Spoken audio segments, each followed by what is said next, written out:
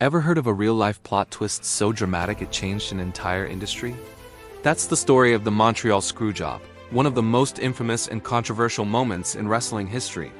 It's a tale of betrayal, broken trust, and the birth of a new era. Let's rewind to November 9, 1997, at the Survivor Series pay-per-view in Montreal, Canada. The main event was a clash of titans for the WWF Championship, Bret the Hitman Hart, the beloved Canadian hero and reigning champion, versus his longtime rival, Shawn Michaels. The tension wasn't just in the ring. It was very real behind the scenes. Bret Hart was about to leave the WWF for their biggest competitor, WCW. He had signed a massive contract and was set to debut for them just weeks later. Here's the problem. Bret was still the WWF champion. He refused to lose the title to Shawn Michaels in his home country of Canada. For Bret, it was a matter of national pride and personal respect, especially since he and Shawn had a genuine, bitter dislike for each other. WWF owner Vince McMahon was in a tough spot. He couldn't risk his champion showing up on his rival's TV show with the WWF title belt. Imagine the humiliation. Bret and Vince had an agreement. The plan was for the match in Montreal to end in a disqualification, meaning Bret would keep the title. He would then relinquish the championship the next night on Raw before heading to WCW. Everyone supposedly knew the plan. Bret trusted Vince, a man he had worked with for over a decade, a man who had often been a father figure to him. But Vince had another plan, a secret one known only to a select few, including Shawn Michaels and the referee, Earl Hebner.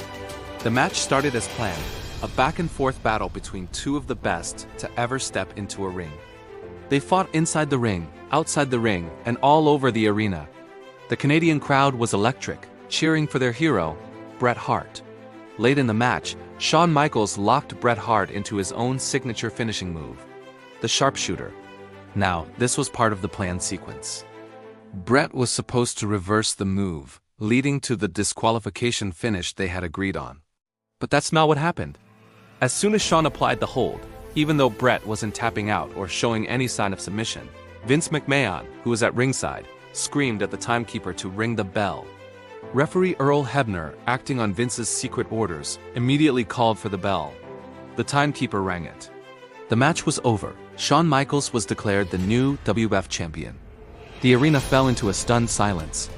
Bret Hart, Shawn Michaels, the fans, everyone was confused. Then realization dawned on Bret.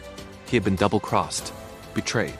In his hometown, in front of his fans, by the man he trusted, the aftermath was pure chaos.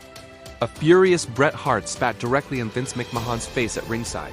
He destroyed television monitors and backstage. His rage was palpable. He reportedly confronted Vince in the locker room later that night and punched him. The trust was shattered forever. Bret left for WCW under the darkest of clouds, feeling robbed and humiliated.